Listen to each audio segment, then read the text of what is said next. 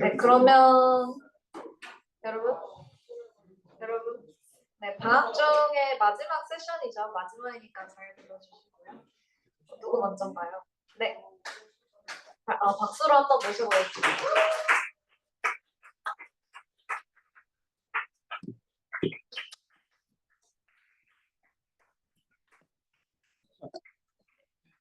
저희 2조 발제 시작하도록 하겠습니다.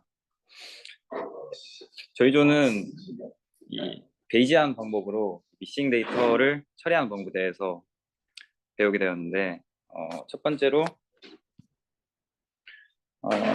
베이지안을 아예 안 들으신 분들도 있을 것 같아서 기초를 간단히 설명하고 그 다음에 여러 가지 방법에 대해서, 미싱 데이터를 처리하는 방법에 대해서 진행하도록 하겠습니다. 베이지안을 설명하기 앞서서 지금까지 배웠던 통계들은 대부분 프리컨티스트 관점에서의 통계였습니다. 이 둘 사이를 비교하면서 한번 설명해 보도록 하겠습니다. 이 베이지안과 이 프리컨티스트 대표적으로 두 가지 차이가 있는데, 첫 번째로는 우리가 궁금해하는 모수를 어떻게 보는가, 확률 변수로 보냐 상수로 보냐에 대한 차이이고, 두 번째로는 데이터로만 하냐 아니면은 사전 지식을 더해서 추정하냐, 또 두 가지로 나눌 수 있습니다.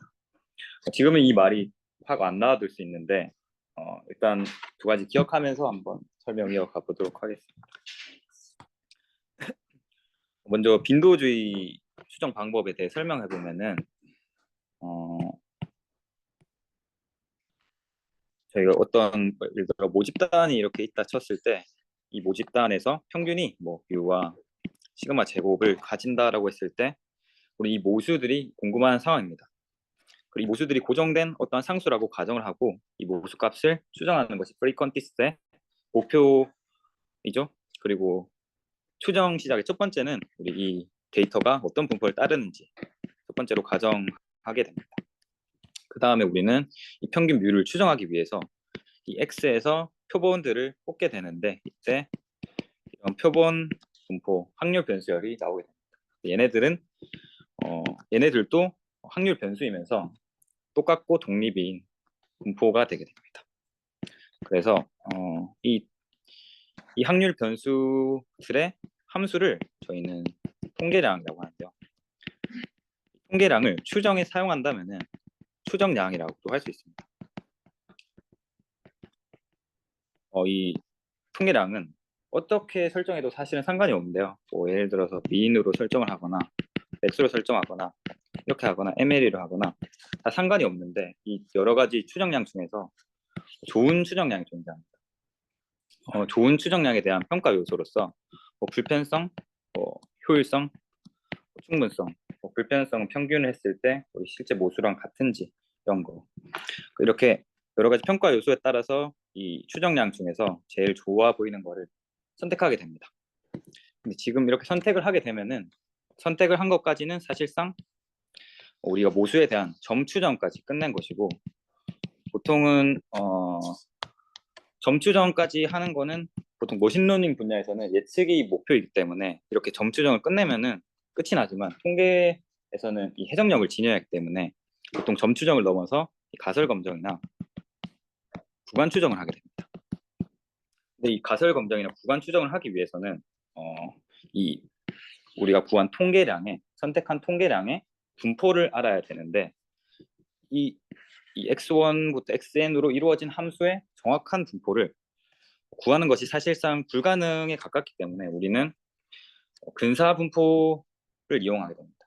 그래서 극한 이론을 이용하는 근사 분포를 하게 되는데, 이 근사적으로 어떤 분포를 따르는지에 대한 극한 이론에 대해서 수리 통계 2에서 계속 배우게 되는 것이고, 근사 분포 중에서 제일 대표적인 거는 우리가 제일 많이 쓰는 CLT입니다. CLT는 결국은 우리가 구한 추정량에 얘의 분포가 궁금해서 그렇게 되는 이론입니다. 그 CLT도 이 표본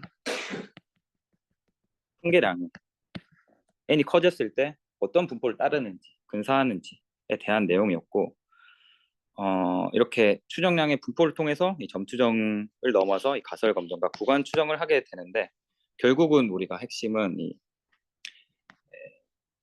추정량의 분포를 구하는 건데, 추정량 분포를 구하려면 이 극한 분포를 이용하는데 n이 커져야 된다라는 그 전반적으로 그 조건이 있어야지 우리가 극한 분포를 사용할 수 있습니다. 그래서 어 그래서 n이 작아질 때는 사실은 프리퀀티스트 방법에 있어서 근본적인 문제가 생기는 거고요. 그래서 이러한 해결책으로서 베이지안 방법이 제시될 수 있습니다. 그래서 베이지안에 대해서 조금 더 자세히 살펴보면은 이 베이지안은 똑같이 뭐 예를 들어 어떤 모분포가 있다 했을 때 여기 있는 이 모수가 고정된 상수가 아닌 확률 변수라고 가정하게 됩니다. 그러면 우리는 이 목표가 얘네들의 값을 예측하는 것이 아니라 우리의 목표는 이 분포를 구하게 되는 것이 목표가 됩니다. 근데 정확히 말하자면 이 그냥 분포가 아니라 데이터가 주어졌을 때에 얘네들의 분포가 어떻게 되는지에 대해서 궁금한 게 우리의 목표가 됩니다. 그래서 똑같이 시작은 이 x가 어떻게 분포를 따르는지를 가정을 먼저 한 다음에 추가적으로 어떠한 사전 분포에 대한 가정을 하게 되는데, 사전 분포가 뭐냐면은 사전 지식을 바탕으로 이 모수 얘네들의 분포를 가정하는 것이 사전 분포를 가정하는 것입니다. 그리고 이렇게 사전 분포를 가정했으면은 이제 사후 분포를 얘네들을 바탕으로 사후 분포를 구하게 되는데, 식을 좀 자세히 보면은 얘가 우리가 설정한 데이터 x의 분포, 그리고 얘는 모수의 분포, 그리고 사전 지식을 바탕으로 설정한 사전 분포라고 할 수 있습니다.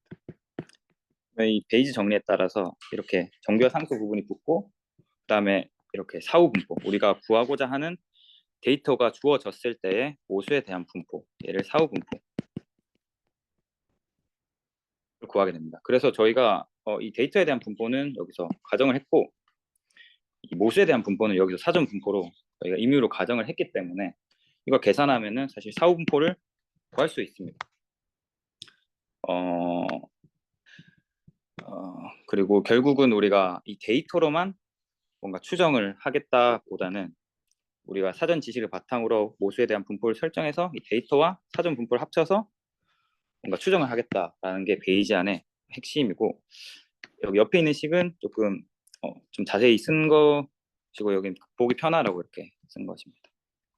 그래서 우리가 만약에 이 데이터가 주어졌을 때 모수에 대한 분포를 구했다라면은 그 다음에 점추정과 가설 검정 신뢰 구간은 되게 쉽게 이루어지게 됩니다. 뭐 예를 들어서 이 세타 이 데이터가 주어졌을 때 이 모수에 대한 분포가 이렇게 구해졌다라면은 정확한 점추정은 제일 가능성이 높은 여기 최빈 값에서 이루어지게 되고, 뭐 신뢰 구간은 이렇게 여기 접근 영역이 0.95가 되도록 제일 좁은 방향으로 설정해주면 되고, 프리컨티스보다 훨씬 해석도 좋고 빨리 구할 수만 있다면, 그래서 그 다음에 이렇게 사후 분포를 구했으면은 구한 상황에서 또 새로운 데이터가 들어온다면은 이 사후 분포를 이제 이 새로운 사전 분포라고 가정을 하고 다시 새로운 데이터에 대해서 새롭게 사후 분포를 업데이트해가는 과정을 바탕으로 이렇게 계속 이어지게 됩니다. 그래서 그리고 그래서 이 두 가지 차이가 있다고 했는데 조금 설명을 드리면은 그리고 결과적으로 해석상 어떠한 차이를 보이는지 직관적으로 좀 더 보자면은, 모수를 확률 변수로 볼 때랑 모수를 상수로 볼 때 차이점은, 모수를 확률 변수로 본다면은 이 불확실성을 정량화할 수 있다라는 해석이 나옵니다. 이 불확실성을 정량화한다라는 건 무슨 말이냐면 불확실성을 확률적으로 설명할 수 있다라는 말인데요. 빈도주의적 신뢰 구간과 베이지안적 신뢰 구간에서의 차이를 보면은 이 확률적으로 정량화한다는 게 무슨 말인지 알 수 있는데, 저희가 빈도주의에서 구했던 실내 구간의 의미는 이 같은 방식으로 실내 구간을 한 100개 정도 구했을 때 모수는 고정된 상수에 속하고 이 100개 중에 95개 정도는 모수를 포함하고 있다 하고 여기 그 중에 한 개가 이 실내 구간이 있잖아요. 근데 베이지안에서의 실내 구간은 실제로 이 모수가 이 사이에 있을 확률이 95%다 라고 할 수 있기 때문에 확률적으로 정량화해서 설명할 수 있다 라고 하는, 그래서 이렇게 모수에 대한 불확실성을 설명할 수 있는 것이 이 베이지안의 장점 중에 또 하나이고요. 그 다음에 아까 말했듯이 이 베이지안은 이 사전 지식과 데이터로 추정하고 프리퀀티스는 데이터로만 모수를 추정하는데, 그러면은 이 베이지안 추정량은 아까 봤듯이 우리가 이게 사후 분포의 상수와 정교화가 안 된 버전이죠. 그래서 예를 들어서 이렇게 이 데이터에 대한 사후 분포가 이렇게 나왔을 때 베이지안 추정량은 가장 가능성이 높은 여기가 되는 것이고, 이 베이지안 추정 MLE는 세타가 모수가 고정된 상수이고 확률 변수가 아니니까 여러 가지 이렇게 있다라고 생각하는 것입니다. 얘는 그리고 여기서 데이터가 딱 주어졌을 때 제일 구도값이 높은 모수를 가지는 이 함수에 대해서 세타2를 설정하는 게 MLE에 대한 해석이고요. 이 도식을 조금 더 자세히 보면은 아까 말했듯이 이 베이지안은 이 사전 지식 부분과 데이터 부분이 합쳐져 있는데 n이 커졌을 때 데이터에 대한 부분의 중요도는 커지고 사전 지식에 대한 중요도는 작아지게 되는데, 조금 수식으로 보이면은 그냥 예를 들어 여기 로그를 씌웠다 생각했을 때 이렇게 되겠죠. 그러면은 n이 커지게 되면은 여기 영향력은 커지는데 얘는 점점 작아지게 되는, 그래서 n이 커졌을 때는 사실 그냥 추정 관점에서는 어쩌면 베이지안이 크게 의미가 없을 수도 있겠다라는 결론이 나오고, n이 작을 때에는 저희가 프리컨티스트는 n이 커져야 극한 분포를 쓸 수 있는데 n이 작을 때 문제가 생겼고, 게다가 데이터로만 설명할 수 없는 사전적으로 우리가 가진 지식을 바탕으로 추정하기 때문에 데이터가 작을 때는 베이지안이 좀 더 나을 수도 있겠다라는 결론이 나오게 됩니다. 네, 이렇게 베이지안이 장점이 있는데 여러 가지 치명적인 어려움이 있는데요.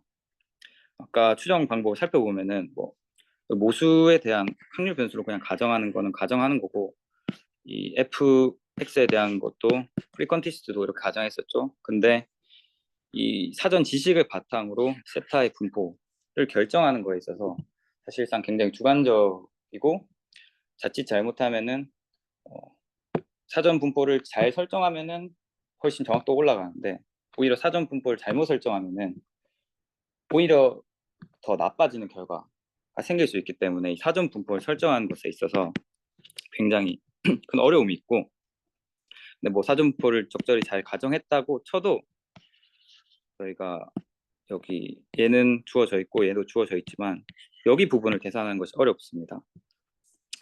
우리가 여기 부분이 여기랑 매칭이 되는데 사실 적분이 우리가 알고 있는 적분이 아니라면은 사실 계산하는 것이 너무 복잡하고 힘들기 때문에 그런 두 번째 어려움이 있습니다. 그래서 이 사전 분포를 결정하는 어려움과 이 적분 부분 이걸 처리하는 것에 있어서 어려움을 겪고 있어서 그거에 대한 해결책으로 자세히 살펴보면은 사전 분포를 설정하는 것의 어려움은 굉장히 주관적이어서 이거에 대한 연구는 되게 많다고 들었는데 아예 정보가 없는 비정보 사전 분포를 쓴다거나 그런 식으로 뭔가 연구가 이루어지고 있다고 들었습니다. 그리고 분모 부분이 적분이 어렵다라는 상황 속에서 어, 저희는 어떻게 해결할 것인가를 봤을 때 결국은 여기가 상수일 뿐이기 때문에 얘네들은 이미 알고 있는 상황 속에서 그냥 얘 표본을 뽑아서 표본을 샘플링해서 뭐 샘플링 했을 때 값이 이렇게 나오겠죠. 그래서 히스토그램을 그려서 뭔가 얘네 분포를 추정하는 방식으로 하면 어떨까? 얘를 알고 있기 때문에 얘를 표본을 뽑아서 분포가 어떻게 생겼는지를 파악하는 방식으로 가려고 하는 아이디어가 있습니다. 근데 거기서 이 복잡한 사실 함수에서 샘플링 하는 것도 사실상 너무 어려워서 그러한 복잡한 함수에서 샘플링 하는 알고리즘이 바로 많이 들어봤던 이 MCMC 알고리즘입니다. 그래서 결국은 MCMC 알고리즘은 이 복잡한 함수에서 샘플을 생성하는 샘플링 알고리즘으로 베이지안에서 많이 사용될 뿐이지 무조건 베이지안에서만 사용된다. 이건 아니고 샘플링을 할 때는 많이 사용되는 알고리즘입니다. 이 MCMC 알고리즘 안에는 뭐 메트로폴리스 헤이스팅스 알고리즘이나 깁스 샘플러나 리젝션 샘플링이나 여러 가지 있는데 그걸 대표적으로 MCMC 알고리즘이라고 하게 됩니다. 그리고 MCMC는 이렇게 사실 줄임말인데요. 이 마르코프 체인이랑 몬테칼로라는 말을 줄인 건데 몬테칼로 알고리즘이라는 말은 무슨 말이냐면은 수학적인 결과를 얻기 위해서 샘플링을 이용하는 것입니다. 뭐 예를 들어서 여기 4분의 1 원에 대해서 여기 넓이를 구하고 싶은데 샘플링 방법을 이용하는 것인데 여기 샘플을 24,000개를 뽑아서 24,000개 점인데 24,000개 중에서 여기 안에 들어가는 비율을 통해서 24,000개 중에 비율을 통해서 넓이를 구하고자 하는 결국 수학적인 결과를 얻기 위해서 샘플링 방법을 이용한 것인데 결국 우리도 샘플링을 해서 분포를 구하고자 하는 거기 때문에 이 MCMC 방법이 이 몬테칼로 알고리즘 성질이 들어갔다라고 볼 수 있을 것입니다. 그리고 이 MCMC는 마르코프 체인의 특징들이 담겨 있는데요. 마르코프 체인의 정의는 이 마르코프 성질을 가진 이산 확률 과정이라는 말인데 일단 확률 과정이라는 말이 뭔 말이냐면 이 시간 t에 따라서 변화하는 확률 변수들의 집합입니다. 그러니까 그냥 시간이 딱 변했을 때 각각 다른 확률 변수를 따르고 있다라고 생각하면 될 것 같습니다. 근데 이 확률 과정에서 마르코프 성질을 지니면 마르코프 체인이라고 하는데 마르코프 성질에 대해서 이렇게 쭉 나와 있는데 마르코프 성질이 어떤 거냐면은 이렇게 확률 변수들이 있는데 어떤 관계를 띠느냐에 따라서 마르코프 성질이 있냐 없냐를 나타내는 건데 결국은 이 현재 시점에 애가 다음 시점에만 영향을 준다라는 것인데 뭐 여기 Z3가 있으면은 이 Z2는 또 Z3한테만 영향을 주고 Z3는 Z1한테 영향을 안 받는 거고 ZT는 ZT 빼기 1한테만 영향을 받고 있는 그런 구조가 있으면은 마르코프 성질이라고 합니다. 뭐 예를 들어서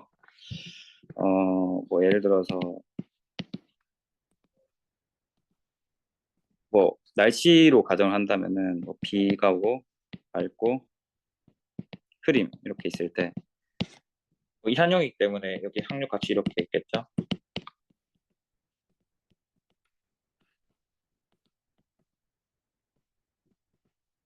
이렇게 있을 때 얘는 얘한테만 영향을 받고 얘는 얘한테만 영향을 받고 얘는 얘한테만 영향을 받고 그래서 오늘 날씨가 다음 날씨만 미치지 어제 날씨는 안 미친다 이런 성질이 있으면 그게 마르코프 성질을 가졌다라고 합니다.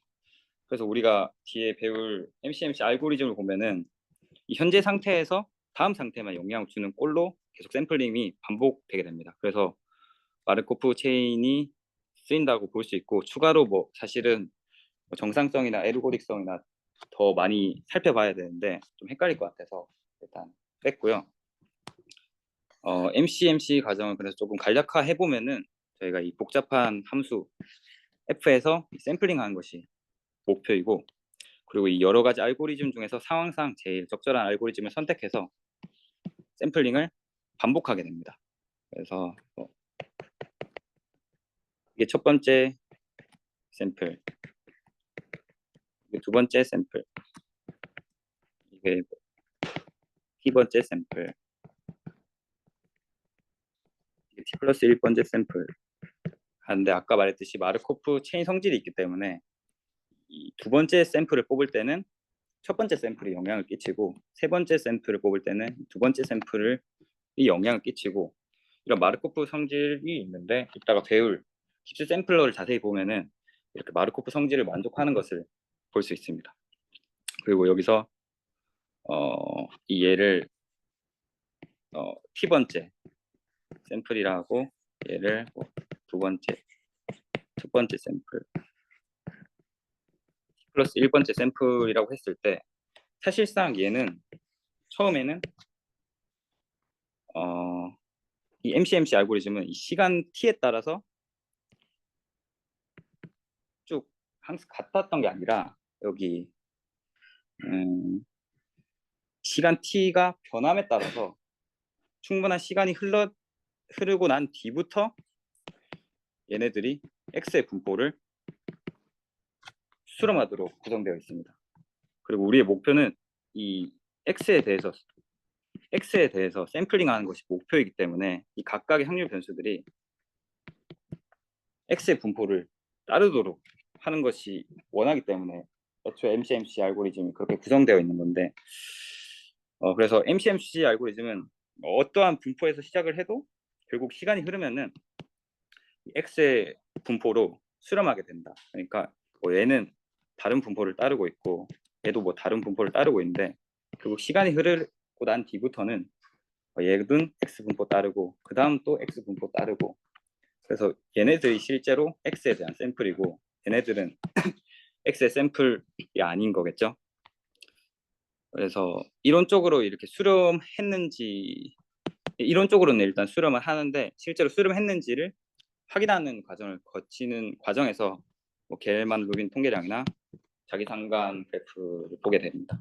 그래서 정리하자면 MCMC 알고리즘은 이 복잡한 함수에서 이런 샘플을 이렇게 뽑게 되는데, 이 샘플을 생성하는 과정에서 그전 샘플을 기반해서 샘플링이 이루어지고, 이렇게 반복적으로 샘플링이 이루어진 과정 속에서 초반에는 서로 다른 분포를 따르다가 특정 시점이 지난 후부터는 x의 분포를, 우리가 원하는 x의 분포를 다 따르게 돼서 결국은 우리가 원하는 함수에서 샘플을 뽑을 수 있게 된다라고 해서 MCMC 알고리즘이 이루어지게 됩니다. 그리고 이제 뒤에 자세하게 알고리즘을 배우게 될 건데, 그다음은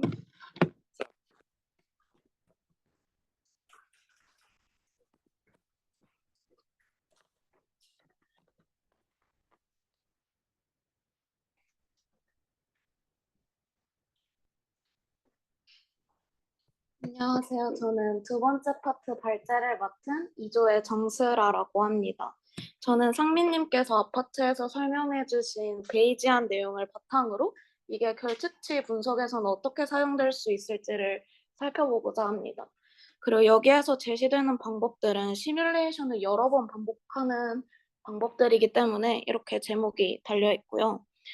그래서 데이터 어그멘테이션과 더 깁스 샘플러 이 두 개를 대표적으로 살펴보고, 앞서 성민님께서 언급해 주셨듯이 이게 정말로 수렴하는지를 평가하기 위한 통계량을 하나 살펴보고자 합니다. 그리고 마지막으로는 이 두 가지 방법 외에도 다른 시뮬레이션 방법들이 있는데 그것들에 대해서 간략하게 살펴보도록 하겠습니다. 그래서 먼저 이제 앞주차에서는 맥시멈 라이클리후드와 같이 다양한 방법들을 배웠는데요. 그런 방법들을 이렇게 훑어보시면은 대부분 large 샘플을 가정하고 있습니다. 그런데 이제 그러면은 그런 방법들은 빈도주의자의 관점에서 스몰 샘플일 때 문제가 될 수 있겠죠? 그래서 따라서 표본의 크기가 작은 경우에는 빈도주의 접근법보다 베이지안 접근법이 유용하다고 4주차에서 배운 바 있습니다.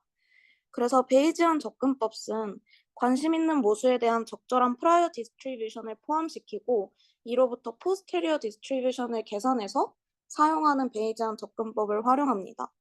그래서 교재에서 제시되는 베이지안 접근법 및 미싱리스는 데이터 어그멘테이션과 더 깁스 샘플러를 중심적으로 살펴보고 있고 그 외에도 샘플링 임포턴스 리샘플링, 리젝션 샘플링, 메트로폴리스 헤스팅스 알고리즘, 브릿지 샘플링, 마르코브 노멀에 대해서 아주 간략하게 설명을 하고 있습니다. 이제 데이터 어그멘테이션과 더 깁스 샘플러 같은 경우에는 반복을 한다고 말씀을 드렸는데요. 저희가 이제 간략하게 먼저 설명을 드리자면은 여기서 포스테리어 디스트리뷰션을 사용한다고 했는데 저희가 관심 있는 모수가 만약에 이렇게 여러 개가 있다고 했을 때 이런 결합 분포에서 바로 샘플링을 하는 것이 어렵기 때문에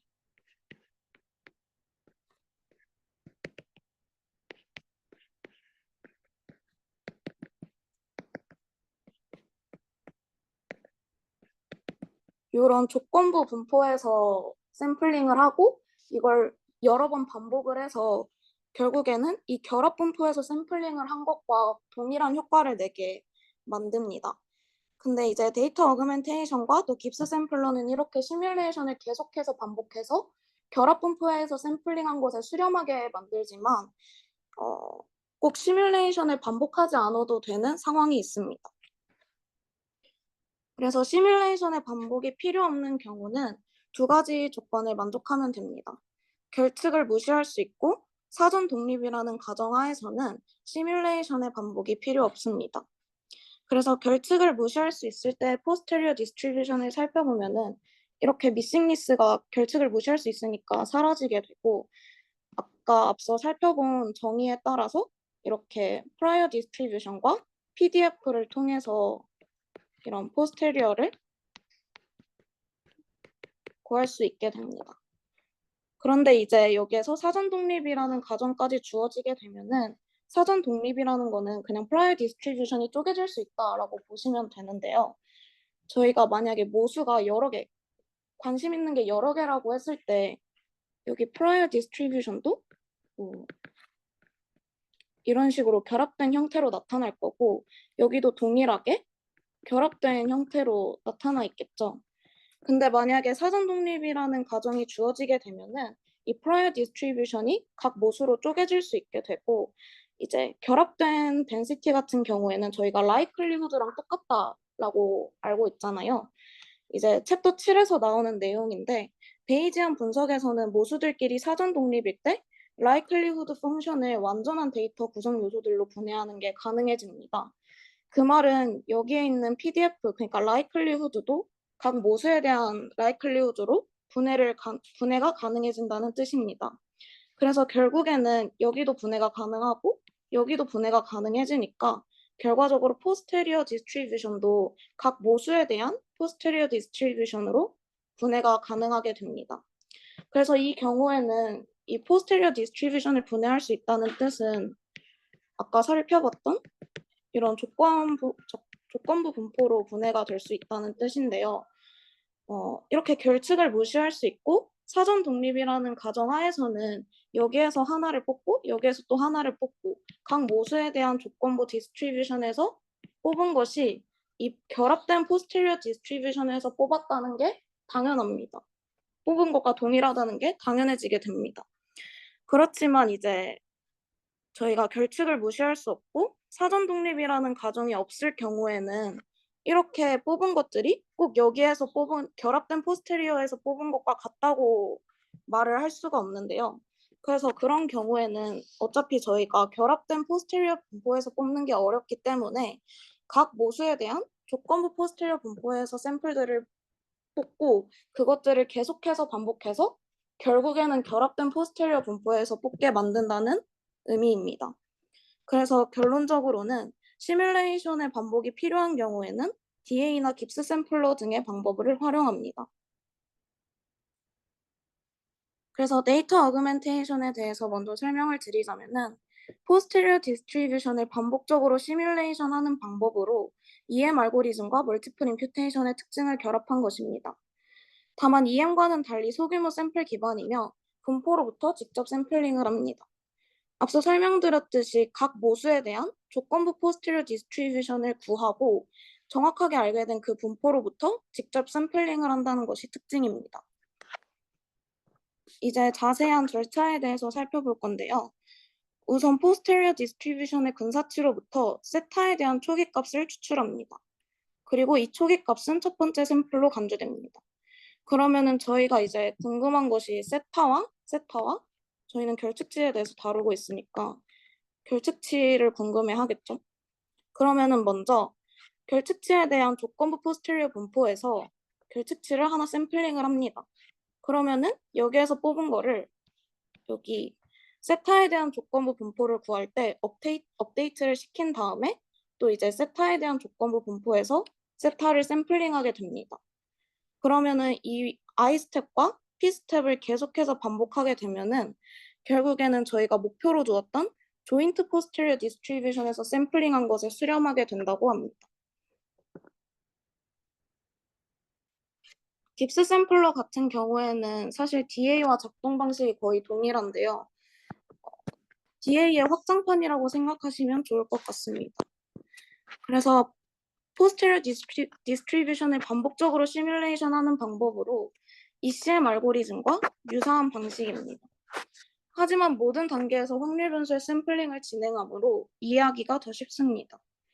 앞주차에서 배웠지만 ECM 알고리즘 같은 경우에는 각 단계에서 서로 다른 조건부 최대화를 순차적으로 진행하기 때문에 식이 더 복잡해지고 계속해서 바뀌기 때문에 이해하기가 더 어렵습니다. 그와 반면에 더 깁스 샘플러 같은 경우에는 저희가 posterior distribution을 구하면 거기에서 모수를 계속해서 업데이트해주고 거기에서 뽑아내기만 하면 되는 것이기 때문에 이해하기에는 더 쉽다고 합니다.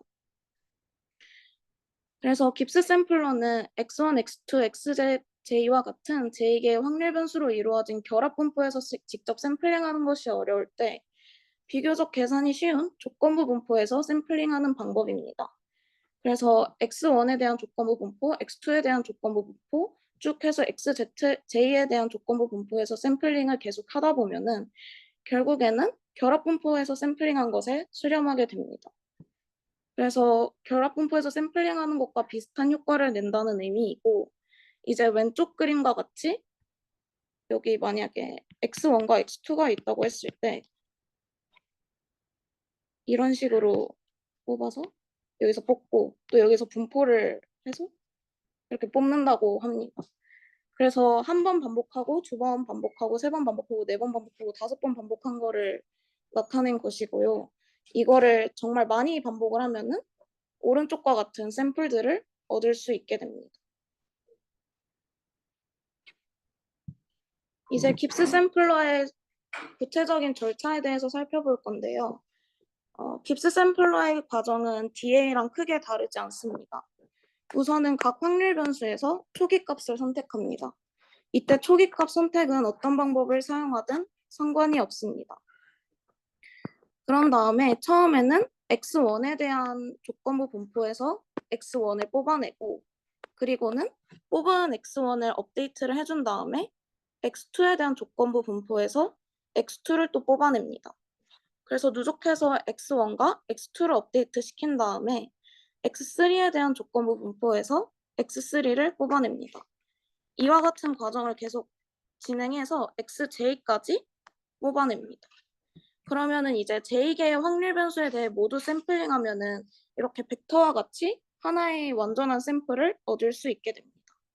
그래서 위의 과정을 여러 번 반복하면은 결합된 posterior distribution에서 샘플링한 것에 수렴하게 됩니다. 그리고 앞서 설명드렸듯이 깁스 샘플러는 DA의 확장 버전이라고 말씀을 드렸는데 깁스 샘플러가 이제 확률 변수가 두 개일 때는 데이터 어그멘테이션과 본질적으로 동일하다라고 할 수 있습니다. 그래서 확률 변수 X1을 결측값이라고 두고 X2를 모수 세타라고 줄 수 있습니다.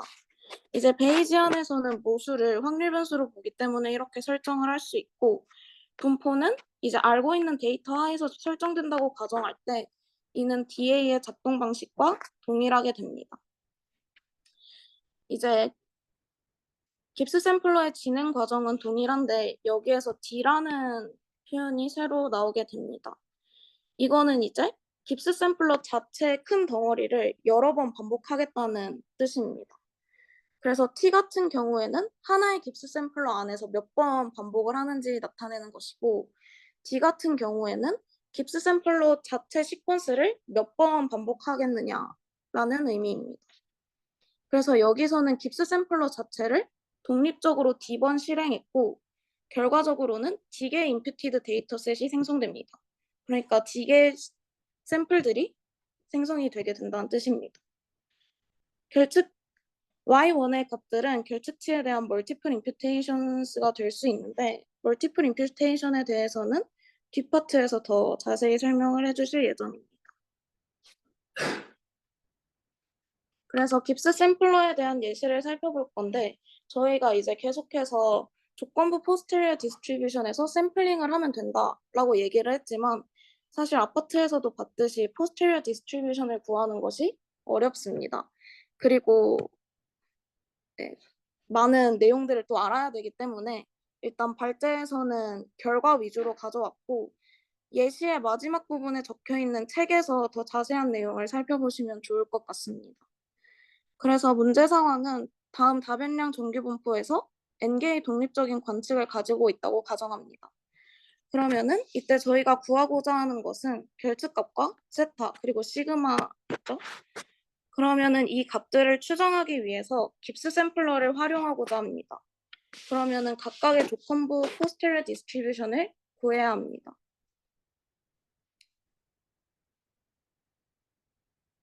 우선은 y1 세타 시그마에 대해서 초기값을 설정하고, 저희는 먼저 세타를 먼저 샘플링 하려고 합니다. 그러면은 세타에 대한 조건부 포스테리어 디스트리뷰션을 구해야 하는데요. 그거를 식을 계산을 해서 구하면은 다변량 정규 분포를 따르게 된다고 합니다. 그래서 그 구한 조건부 포스테리어 디스트리뷰션의 평균과 공분 산행률이 다음과 같이 도출이 되는데, 이거는 자세한 내용은 책을 참고하시는 거를 추천드립니다. 그리고 시그마 같은 경우에도 똑같이 이 세타 뽑은 세타를 업데이트를 해준 다음에 시그마에 대한 조건부 포스테리어 디스트리뷰션을 구해야 합니다. 저희가 앞서 설명드렸듯이 프라이어랑 라이클리우드를 곱하는 형식으로 구해지게 되고, 결과적으로는 이제 이 구한 포스테리어 분포가 역 위셔트 분포를 따른다고 합니다. 그래서 프라이어 디스트리뷰션을 설정하고 포스테리어 디스트리뷰션을 구하면은 다음과 같이 도출이 된다고 합니다. 그래서 구해진 분포에서 또 시그마를 뽑습니다. 그리고 마지막으로는 결측값을 뽑아볼 건데, 결과적으로 이때도 결측값에 대한 조건부 분포는 다변량 정규 분포를 따르게 됩니다. 우선 여기에서는 프라이얼과 라이클리후드를 곱하는 방식이 아니라 다른 방식으로 이 포스테리어 분포를 구했습니다. 그래서 우선은 위의 분포를 각 관측에서 결측에 대한 조건부 분포의 곱으로 나타낼 수 있다는 다음의 결과를 활용합니다. 그래서 저희가 만약에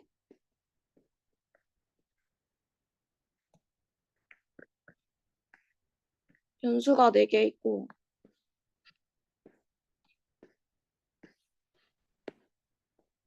관측이 이렇게 있을 수 있습니다.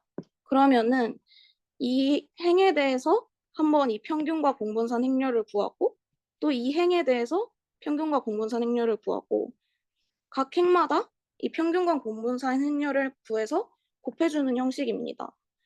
그래서 여기에서는 이제 A와 B가 나타나게 되는데, A 같은 경우에는 관측된 변수의 집합이고 B는 결측된 변수의 집합입니다. 그래서 첫 번째 유닛을 예로 들면은, 만약에 여기가 결측이 이렇게 되어 있다고 하면은 A 같은 경우에는 Y1과 Y3가 관측된 변수의 집합이므로 A가 Y1, Y3이 될 거고, B 같은 경우에는 결측된 변수의 집합이기 때문에 Y2랑 Y4가 될 것입니다.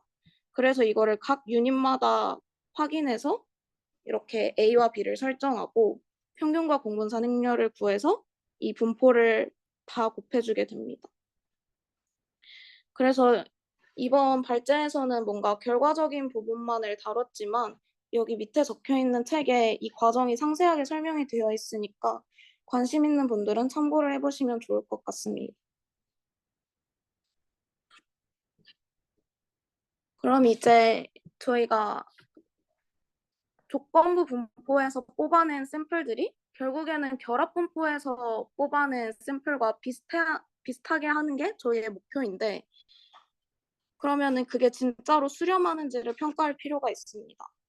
그래서 만약 DA나 깁스 샘플러와 같은 방법이 충분히 반복되지 않았다면 타겟 분포인, 저희가 여기서 타겟 분포라고 하는 것은 조인트 포스테리어 디스트리뷰션일 거고, 이 타겟 분포를 잘 대표하지 못할 수가 있습니다. 그래서 우리가 진행하고 있는 시뮬레이션이 타겟 분포에 잘 수렴하고 있는지를 확인해 볼 필요가 있고, 그렇지만 각 반복 시뮬레이션마다 얘네들의 목표값이 존재하지 않기 때문에 수렴을 평가하는 것은 쉽지가 않다고 합니다. 그래서 뒤에서는 아까 언급됐던 그 통계량에 대해서 살펴볼 건데, 거기에서 어떤 아이디어가 사용됐는지를 먼저 살펴보고자 합니다. 모수의 공간 전체에 분산된 1보다 큰 D개의 시퀀스를 시뮬레이션하는 방법입니다. 이제 앞서 저희가 T뿐만 아니라 D라고 하는 거를 살펴봤었죠. 그래서 이 D 같은 경우에는 깁스 샘플러 자체를 독립적으로 여러 번 반복하는 횟수라고 말씀을 드린 바 있습니다. 그래서 깁스 샘플러 자체를 반복해서 여러 데이터셋을 생성하게 되는 것이고, 그러면은 첫 번째 깁스 샘플러랑 두 번째 깁스 샘플러 한 거랑 세 번째 깁스 샘플러 한 개 있으면은 이 진행 과정은 모두 동일하지만 처음에 저희가 초기 값을 저희가 원하는 대로 설정할 수 있다고 했는데, 그 초기 값이 다르다는 게 큰 차이일 것입니다. 그래서 결국에는 이 타겟 분포에 수렴하는지 평가하기 위해서 서로 다른 초기 값에서 시작한 여러 시퀀스, 이 깁스 샘플러 한 번 한 거 자체를 시퀀스라고 부르는데, 여러 시퀀스를 생성하겠다는 의미입니다. 그래서 이 시퀀스 간의 차이를 확인하고 또 이 시퀀스 내에서의 분산도 확인하는 방식입니다. 그래서 결과를 말씀드리면은 시퀀스 간 분산과 시퀀스 내의 분산이 동일해질 때 이게 타겟 분포에 수렴하게 된다고 합니다. 그래서 앞에 아이디어를 발전시켜 만든 모니터링 통계량은 앞서 언급됐던 겔만 루빈 스태티스틱인데요. 이건 포텐셜 스케일 리덕션 스태티스틱이라고도 불립니다. 그래서 다음과 같이 표현되는데 이 식을 이해하기 위해서 노테이션들을 좀 살펴볼 필요가 있습니다. 그래서 여기에서는 저희가 계속해서 모수를 여러 개를 두고 거기에서 각각 이렇게 샘플링하는 과정을 겪었지만, 여기에서는 이 싸이라는 것 자체가 우리가 관심을 갖고 추정하려는 스칼라 값 하나입니다. 그래서 모수 하나에 대해서 이식을 구하고 또 다른 모수에 대해서 이식을 구해서 진짜 수렴하는지를 여러 번 확인해 봐야 되고요. 싸이 D, T는 D번째 시퀀스의 T번째 샘플 값이라고 하고, D와 T는 아까 말씀드렸다시피 각각 총 시퀀스의 수와 시퀀스 내에서의 총 반복 횟수입니다. 그리고 싸이 D 바는 D번째 시퀀스의 평균, 시퀀스 하나의 평균을 말하는 거고, 싸이 바는 모든 시퀀스의 평균을 말합니다. 그리고 SD 제곱은 D번째 시퀀스의 분산을 의미합니다. 그리고 제가 아까 말씀드렸다시피 시퀀스 간 분산과 시퀀스 내 분산이 거의 동일해질 때 수렴한다고 했는데, 그러면 그게 뭔지 살펴봐야겠죠. 그래서 시퀀스 간 분산은 이제 비트윈이라서 B라고 놓여져 있는데, 이 D번째 시퀀스의 평균과 모든 시퀀스의 평균을 비교합니다. 그래서 시퀀스 간 분산을 구할 수가 있고, 시퀀스 내의 분산은 D번째 시퀀스 하나의 분산을 가지고 구할 수 있습니다. 교재에서는 V바로 표시가 됐지만 교재에 따라서는 W라고 표시하기도 합니다. 그러면 저희가 이 통계량에서 이 V바가 뭔지는 알았는데 이 분자 있는 게 뭔지를 알아야겠죠? 그래서 분자에 있는 거는 주변 사후 분사의 추정량입니다. 그래서 주변 사후 분산 같은 경우에는 관심 있는 특정 모수에 대한 사후 분포의 분산이라고 합니다. 제가 이 부분을 공부하면서 헷갈렸던 건데 컨디셔널과 마지널을 헷갈리시면 안 됩니다. 그래서 여기서는 마지널이라고 해서 저는 어떻게 이해를 했냐면 타겟 분포의 분산이 있을 때 이 모수 하나에 대해서만 궁금하니까 얘네들의 정보만 가지고 확인을 해보겠다라는 의미로 받아들이시면 될 것 같습니다. 그래서 앞에서도 싸이 자체를 하나의 모수, 하나의 특정 값으로 두었기 때문에 여기에서도 이제 marginal posterior variance를 확인하는 것입니다. 그래서 이 marginal posterior variance의 추정량은 가중평균을 이용해서 설계되었는데요. 일단은 t가 유한할 때, 반복을 충분히 하지 않았을 때는 이게 시퀀스 내의 분산이었는데 시퀀스 내의 분산은 주변 사후 분산의 과소 추정량이 될 수 있습니다. 이게 무슨 의미냐면은 저희가 타겟 분포의 범위가 이 정도라고 했을 때 시퀀스 내의 분산은 반복을 여러 번 하지 않았기 때문에 이쪽에만 막 보여 있을 수도 있다는 뜻입니다. 그래서 개별 시퀀스는 타겟 분포의 전체 범위를 탐색할 시간이 충분하지 않았기 때문에 이제 이 시퀀스 내 분산은 이 전체의 분산보다 과소 추정이 될 수 있습니다. 하지만 각 시퀀스 자체는 서로 다른 초기값에서 시작하기 때문에 이런 식으로 다 다르게 시작할 수가 있기 때문에 이것 간의 분산은 또 클 수가 있겠죠. 그래서 결과적으로는 시퀀스 내의 분산이 시퀀스 간의 분산보다 작게 됩니다.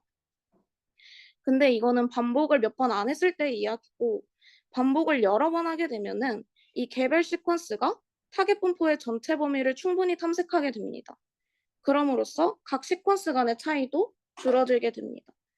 결국에는 처음에는 시퀀스 내 분산이 시퀀스 간 분산보다 작았지만 갈수록 얘는 더 많이 전체 범위를 탐색하면서 커지게 되고 얘는 점차 줄어들면서 결국에는 얘네들이 거의 동일해질 때까지 진행이 되게 됩니다. 그래서 이러한 내용들을 바탕으로 편향을 보정하기 위해서 가중치를 부여한 위의 추정량을 설계한 것이고요. 여기에서는 이제 t가 무한대로 갈 때를 살펴보면은 이제 여기는 1이 되고 여긴 0이 되니까 얘의 영향력이 더 커지게 되겠죠. 그래서 그런 식으로 이 가중치를 살펴볼 수가 있고 그러면은 다시 그 통계량으로 돌아와서 결국에는 이제 t가 무한대로 갈 때 반복을 엄청 많이 했을 때는 시퀀스 내 분산이 시퀀스 자체가 이 목표 분포의 범위를 충분히 탐색하게 되면서 그 전체 타겟 분포의 분산에 점차 가까워지게 됩니다. 그래서 결국에는 이것과 이것을 비교해봐야 수렴을 확인할 수가 있는데요. 위의 값이 1에 가까워질수록, 그러니까 이 두 개가 거의 비슷해질수록 시뮬레이션이 수렴했음을 의미하고 1보다 크다면 아직 수렴하지 않았다는 의미입니다. 그리고 이제 저희가 확인하고 싶은 값 사이를 하나로 두고 시작을 했는데요. 저희가 만약에 모수 여러 개를 알고 싶다라고 하면은 각각에 대해 이 통계량을 다 계산해 봐야 됩니다. 그래서 우리가 확인하고 싶은 값 모두에 대해 1에 가까워지지 않는다면 시뮬레이션을 계속해서 진행해야 하고 경우에 따라서는 알고리즘 자체를 수정할 필요도 있습니다. 그래서 모두에 대해 1에 가까워진다면 그 이후 시퀀스에서 얻은 모든 샘플들을 타겟 분포의 샘플로 간주할 수 있게 됩니다. 이제 교재에서는 보통 1.2 이하의 값을 기준으로 둔다고 하였지만 상황에 따라서 달라질 수 있습니다. 그리고 앞서 살펴본 DA와 깁스 샘플러 외에도 다른 시뮬레이션 메소드를 소개하고 있는데요. 먼저 샘플링 임포턴스 리샘플링 같은 경우에는 저희가 타겟 분포 F에서 직접 샘플링하는 것이 계산 문제로 어렵기 때문에 동일한 서포트를 가진 근사 분포 G에서 대신 샘플을 얻는다는 뜻입니다. 그래서 중요도 가중치를 적용해서 샘플의 중요도에 따라 가중치를 부여한다고 하는데 예시를 보시면 더 잘 이해가 될 것 같습니다. 그래서 F에서 저희가 10개의 샘플을 뽑고자 하는데 타겟 분포 F가 거기서 직접 샘플링하는 것이 계산 문제로 어려울 때 동일한 서포트를 가진 근사 분포인 G에서 먼저 100개를 뽑습니다. 그리고 중요도 가중치를 계산하고 그 가중치에 따라서 확률 비례하게 최종 10개를 뽑는 방식입니다.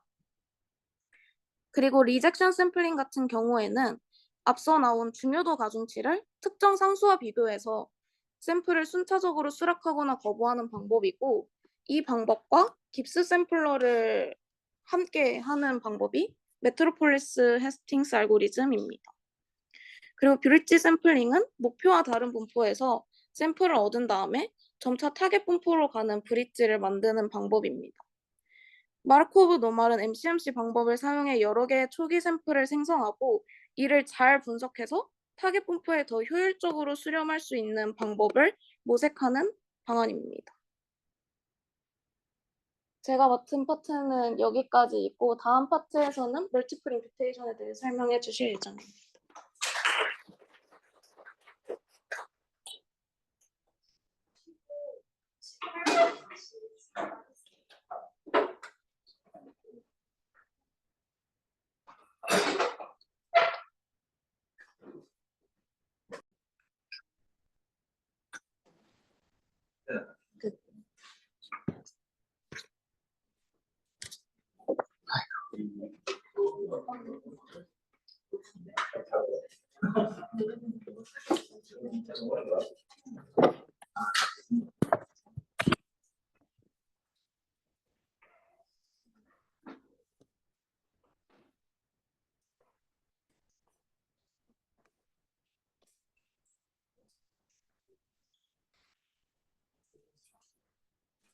바로 할까요? 안녕하세요. 저는 멀티플 임퓨테이션 관련해서 발표를 하게 된 32기 오경수입니다. 그래서 앞에서는 이제 베이지안 접근 방식이 뭔지, 그리고 베이지안 기법을 이용해서 알고리즘을 이용해서 어떤 식으로 샘플링 하는지를 이런 식으로 알아봤었는데, 그 중에서 뭐 데이터 어그멘테이션이나 깁스 샘플러 같은 내용을 배웠었습니다. 근데 이제 저는 요거랑 좀 별개적으로 제 단원에서는 멀티플 임퓨테이션이라는 기법이 좀 강조가 되는데요. 그래서 멀티플 임퓨테이션이 뭔지를 먼저 같이 한번 알아보고, 그 다음에 베이지안 알고리즘을 멀티플 임퓨테이션에 어떻게 적용할 건지 알아보고, 마지막으로는 멀티플 임퓨테이션 체인 리크에이션이라는 것에 대해서 알아볼 생각인데, 저는 이 발표 준비할 때 앞에 내용이 거의 기억이 많이 안 나고, 내가 미싱에 대해서 뭐 알고 있긴 한가라는 생각이 많이 들어서 좀 복습적인 내용을 좀 많이 가져와서 함께 좀 즐기시면 좋을 것 같습니다. 그래서 제가 진짜 약간 유치원 말투로 정리한 좀 흐름인데요.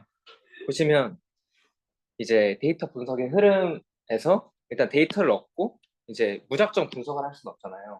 그래서 데이터 자체를 살펴보고 좋은 분석이 가능한 형태로 만들어야 되는데, 이제 저희가 공부하는 건 그때 데이터의 결측치가 발견되었을 때 이 미싱 밸류들을 어떻게 처리하지? 이 미싱 밸류가 포함된 데이터 셋은 어떻게 처리하지라는 질문을 가지고 출발을 하는 거잖아요. 근데 저희가 맨 처음에 이 책을 공부를 할 때 제일 먼저 했던 게, 그러면 이 미싱 밸류들을 처리하기에 앞서서 일단 먼저 어떤 형태로 미싱이 되어 있는지, 그리고 어떻게 미싱이 된 건지 살펴보는 걸 먼저 했었습니다. 그래서 어떤 형태로 미싱되어 있는지 살펴보는 이유는, 이제 제가 생각해 본 거는 일단 다양한 패턴들이 있는데, 특정 상황에서는 특정 패턴으로만 미싱이 되고, 하고 특정 패턴으로 미싱이 됐을 때, 예를 들어서 뭐 이런 형태로 미싱이 됐을 때는 뭐 어떤 특정 방법으로 더 간편하게 미싱 데이터를 처리가 가능하다, 뭐 이런 걸 얘기를 하기 위해서 이제 이걸 먼저 고려를 해봤던 것 같고, 두 번째로는 어떻게 미싱이 된 건지 살펴보자 라고 정의를 해놨는데, 사실 저도 맨 처음 볼 때 기억이 안 나더라고요. 그래서 간단하게 정리를 해봤고, MCAR이라고 하는 거는 이제 어떤 결측치가 정말 랜덤하게 미싱이 된 경우를 말을 합니다. 그래서 데이터셋이 있을 때 정말 실수로 어딘가 누락이 됐거나, 아니면 진짜 눈 감고 찍어서 이거 결측, 약간 이런 느낌으로 MCAR을 생각하시면 되고, 그다음에 MAR은 어떤 값이 미싱이 된 것이 이제 그 값 말고 다른 관측된 값이랑은 관련이 있는데 미싱된 값의 원래 값과는 관련이 없다. 라는 걸 이제 MAR이라고 하고, MNAR은 어떤 값이 미싱이 됐는데 그 미싱이 된 이유가 관측된 값이랑도 관련이 있는데 그 미싱된 원래 값 자체랑도 관련이 있다라고 생각하시면 됩니다. 그래서 이걸 왜 따져봐야 하느냐라고 생각을 해볼 수가 있는데요. 제가 생각한 첫 번째 이유는 MCAR이나 MAR 같은 경우에는 합리적인 방법으로 모델링을 해서 적당한 분석이 가능합니다. 이게 무슨 말이냐면 이제 MAR을 보면 어떤 값이 미싱된 것이 관측된 것과 관련이 있고 이제 사라진 그 원래 값과는 관련이 없다고 한 거잖아요. 그러니까 결국에 그 데이터를 봤을 때 관측, 그러니까 결측이 되지 않은 부분만으로 이 값이 왜 결측됐는지를 유출을 할 수가 있다는 의미가 듭니다. 그렇기 때문에 그걸 잘 분석을 한다면 모델링을 잘 해서 이제 처리를 할 수가 있게 되는데 MNAR은 관측된 값뿐만 아니라 그게 원래 가졌던 값이랑도 연관이 되어 있기 때문에 이제 모델링 자체가 굉장히 어렵다고 생각을 할 수가 있고요. MAR 같은 경우에는 또한 특정 상황에서 미싱 메커니즘을 무시할 수 있는 경우가 생깁니다. 이런 경우에는 이제 미싱 파라미터를 없앨 수 있어서 간단한 모델링이 가능하게 되는데요. 이거는 뒤에서 살짝 살펴볼 예정이고, 그리고 미싱 메커니즘을 고려하지 않고 그냥 막 모델링을 할 경우에는 이제 그래서 틀리게 모델링을 한 경우에는 문제가 발생한다고 할 수 있고, 그래서 이걸 살펴봤다고 생각해 볼 수 있습니다. 그래서 MAR 같은 경우에는 특정 상황에서 미싱 메커니즘을 무시할 수 있다라고 얘기를 했는데, 이렇게 되면 모델이 간소화되면서 간단한 모델 구축이 가능해지고요. 그래서 멀티플 임퓨테이션이 결국에 채워 넣는 걸 여러 번 하는 개념이거든요. 그래서 모델이 간단해지기 때문에 더 멀티플 임퓨테이션이 용이해질 수 있습니다. 그래서 그 조건은 이렇게 두 가지가 있는데 뒤에서 간단하게 다룰 예정입니다. 그래서 보면 이제 본격적으로 멀티플 임퓨테이션이 뭔지 왜 쓰는지에 대해서 얘기를 해보고자 하는데요. 첫 번째는 왜 임퓨테이션이라는 방법을 사용하냐라는 내용이고, 두 번째는 왜 임퓨테이션 중에서도 멀티플 임퓨테이션을 사용하냐라는 내용입니다.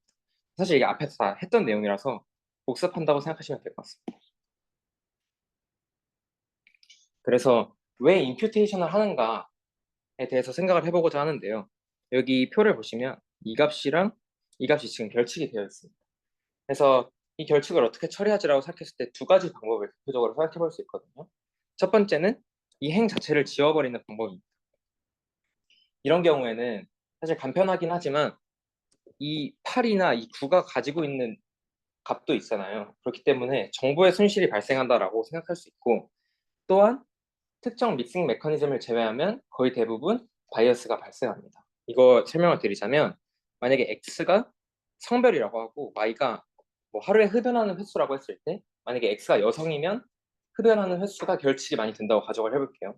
근데 결칙값을 다 제거해 버린다면 남성에 대한 데이터가 많이 남아있겠죠. 그렇기 때문에 그런 경우에는 분석할 때 바이어스가 발생한다라고 얘기할 수 있고, 만약에 MCAR 같은 경우에는 데이터가 클 때 그리고 미싱이 많지 않을 때 정말 랜덤하게 사라진 미싱의 경향성이 없기 때문에 다 제외를 하고 해도 이제 바이어스가 거의 발생하지 않습니다.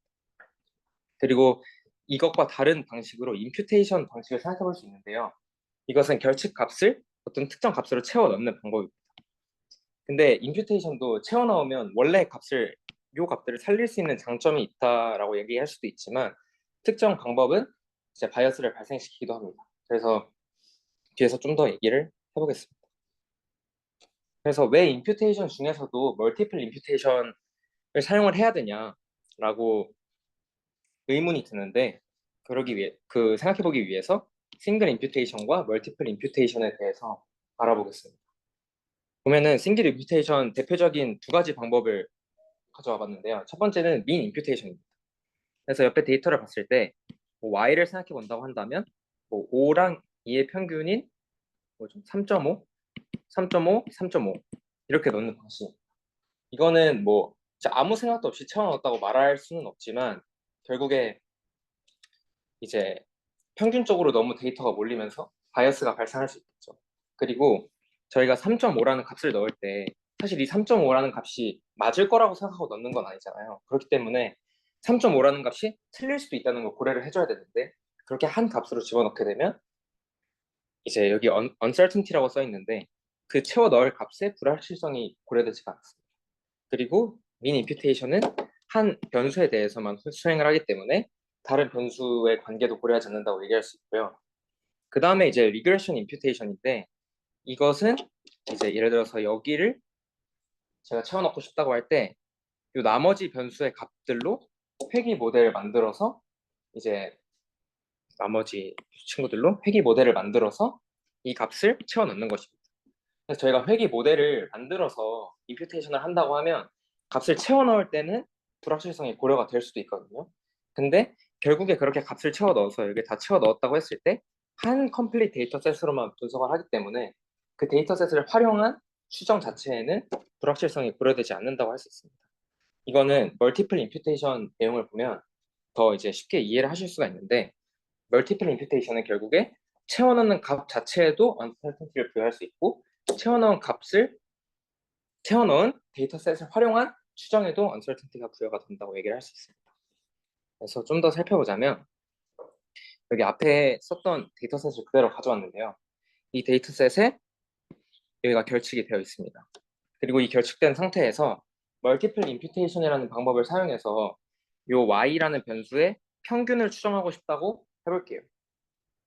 그러면 y의 평균을 어떻게 추정해야 될까를 먼저 생각해 봐야 되는데 첫 번째로는 y의 평균의 추정치를 생각해보고 계산을 해보고 그다음에 y의 평균의 분산의 추정치를 계산을 해보면 이제 좀 y의 평균이라는 값을 추정해본다고 이제 얘기를 해볼 수가 있잖아요. 그래서 그렇게 두 값을 멀티플 임퓨테이션 방식으로 구해보려고 하는데요. 멀티플 임퓨테이션은 이제 여러 개의 컴플릿 데이터셋을 만드는 걸 목표로 하는데 여기서는 그래서 이 값에 채워넣을 4개의 후보값을 이렇게 만들어 주었습니다. 이렇게 만들어 주게 되면 이 값을 대입한 4개의 컴플릿 데이터셋을 만들 수 있겠죠. 근데 이 표 값을 생성할 때부터 저희는 어떤 모델을 통해서 이 값을 결정을 할 수가 있는데 그때 이제 임퓨트하는 과정에서 uncertainty가 부여된다고 생각할 수 있고 그리고 여러 개의 컴플릿 데이터셋을 만들어서 분석을 하기 때문에 채워넣은 데이터셋을 활용한 분석에도 uncertainty가 부여된다고 할 수 있습니다. 그래서 좀 구체적으로 분석을 해보자면 이제 아까 그 앞에 봤던 표에 4개의 값들을 다 이렇게 집어넣은 것인데요. 그래서 각각의 표본 평균 그리고 표본 평균의 분산을 이렇게 계산을 해봤습니다. 이렇게 해봤는데 그래서 저희가 결국에는 y의 평균의 추정치로 표본 평균을 구한 거고 y의 평균의 분산 추정치로 y의 표본 평균의 분산을 구한 거잖아요, 뒤에서. 그래서 이 멀티플 임퓨테이션의 방법론을 이용해서 이것들을 이제 좀 더 한 번 더 정제를 거쳐서 이제 저희가 추정하고자 했던 y의 평균의 추정치를 계산을 해보려고 합니다. 그래서 멀티플 임퓨테이션 방법에 의하면 이 y의 평균은 이 각 컴플릿 데이터셋에서 구한 샘플 민들의 평균으로 계산을 합니다. 그리고 이 y의 평균의 분산 추정치는 일단 첫 번째로 각 이 데이터셋에서 구한 요 표본 평균의 표본 표본 평균의 분산의 평균으로 구하고요. 얘네들의 분산으로 구하고요. 두 번째 분산은 요 표본 평균들의 표본 분산으로 구하게 됩니다. 그래서 계산을 해보면 이제 이런 식으로 정리가 됩니다. 그래서 분산 1과 분산 2를 구한 다음에 그거는 어떻게 처리하냐라고 생각해보면 이제 분산 1과 분산 2를 더해주는데 그 사이에 이런 조정치를 넣어주게 됩니다.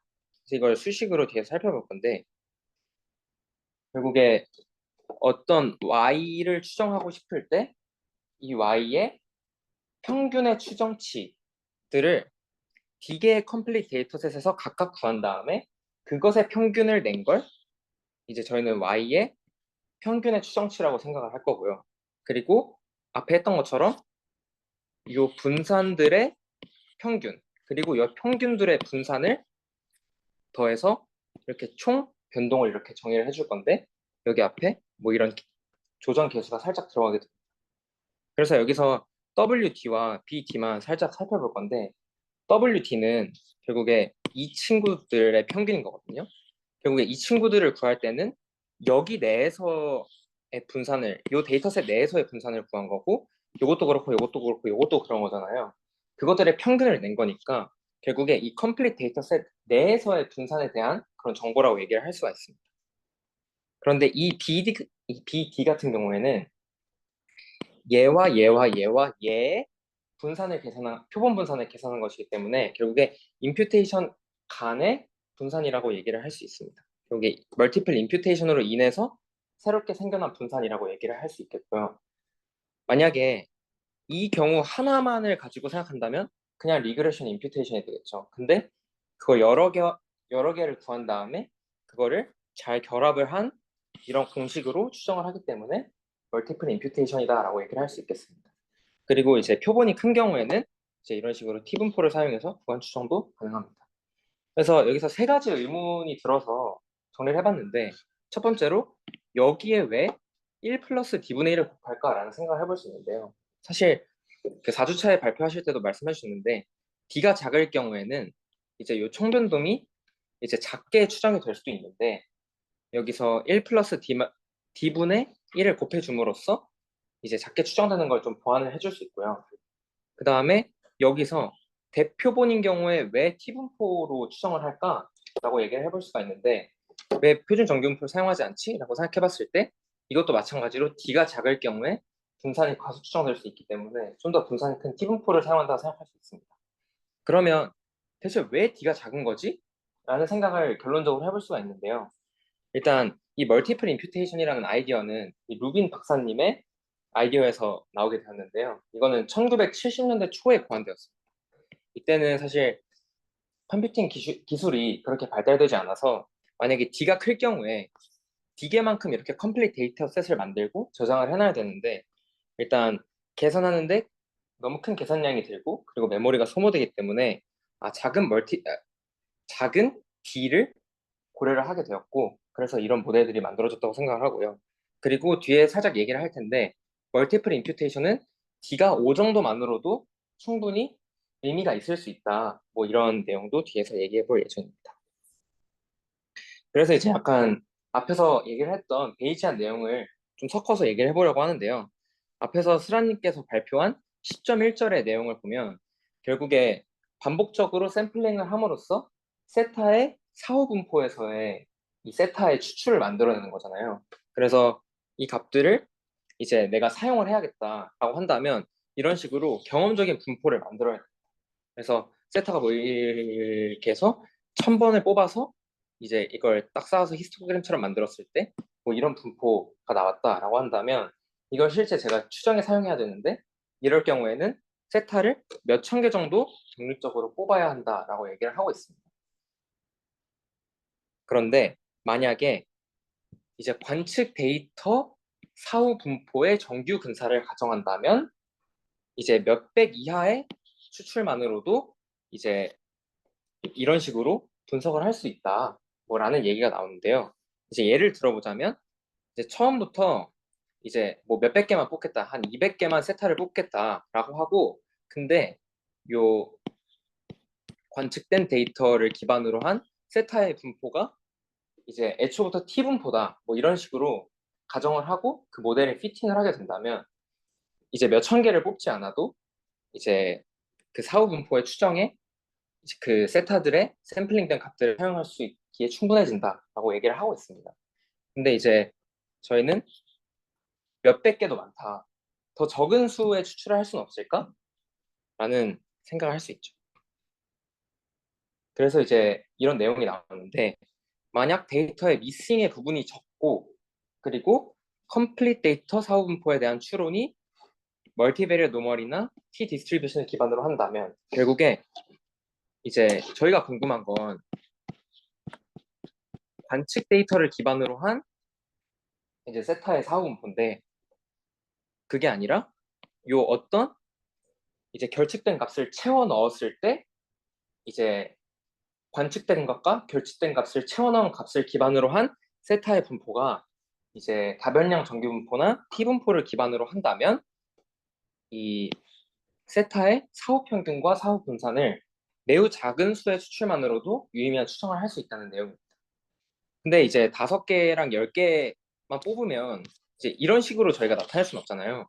그러면 이걸 어떻게 활용을 하냐라고 했을 때 이제 멀티플 임퓨테이션의 방법론을 사용한다라고 생각하시면 되겠습니다.